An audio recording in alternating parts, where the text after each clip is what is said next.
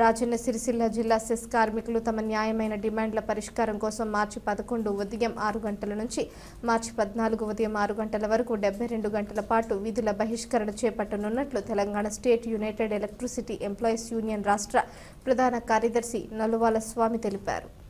సమస్యల పరిష్కారం కోసం పలు దఫాలుగా యాజమాన్యానికి లేఖలు ఇచ్చిన స్పందన లేకపోవడంతో ఈ నిరసనకు దిగుతున్నామని పేర్కొన్నారు. జిల్లా ప్రజలు, పవర్లూమ్ కార్మికులు, రైతులు, వ్యాపారులు సహకరించాలని కోరారు. ఈ కార్యక్రమంలో టీజీయూఈఈయు కరీంనగర్ జిల్లా అధ్యక్షుడు సంతోష్ నాయక్, కార్యదర్శి రాచకొండ శ్రీనివాస్, శివ తదితరులు పాల్గొన్నారు. చేపట్టబోతుంది.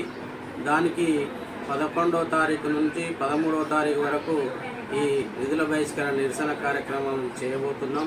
ఈ నిరసన కార్యక్రమానికి నోటీస్ ఇచ్చిన సందర్భంలో సెస్ ఎండీ గారు పదే సమ్మె నోటీస్ అని చెప్పి లెటర్లు ఇవ్వడం జరుగుతుంది. కానీ మేము సమ్మె చేయట్లేదు. కార్మికుల హక్కును కాపాడుకోవడానికి కొరకు విధుల బహిష్కరణ నిరసన కార్యక్రమం తెలియజేస్తూ ఉన్నాం. కాబట్టి సెస్ చైర్మన్ గారు ఇప్పటికైనా, ఎండీ గారు ఇప్పటికైనా యూనియన్ నాయకులతో చర్చలకు పిలిచి ఈ కార్మికుల సమస్యల పట్ల సానుకూలంగా స్పందించాలని విజ్ఞప్తి చేస్తూ ఉన్నాం. దాంతోపాటుగా ఏదైతే మేము ఈ కార్మికుల సమస్యల మీద గతంలో చాలాసార్లు రిప్రజెంటేషన్లు చేసినాం, నిరసన కార్యక్రమాలు తెలిపినాం.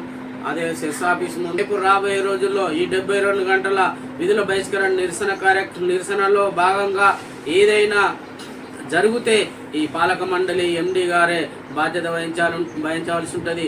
పబ్లిక్ను, ప్రజలను తప్పుదో పట్టే విధంగా ఈ ఎండీ గారు లెటర్ల మీద లెటర్లు ఇస్తున్నారు. ఇది సరైనది కాదు.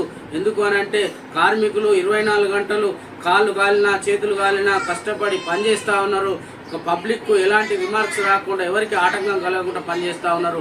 పనిచేసే కార్మికులకు ఏదైతే మీరు అడాప్ట్ చేసుకున్న కంపెనీలు ట్రాన్స్కో అడాప్ట్ చేసుకుంటున్నారో అది అడాప్ట్ చేసుకుని కార్మికులకు న్యాయం చేయాలని తెలియజేస్తూ ఉన్నాం.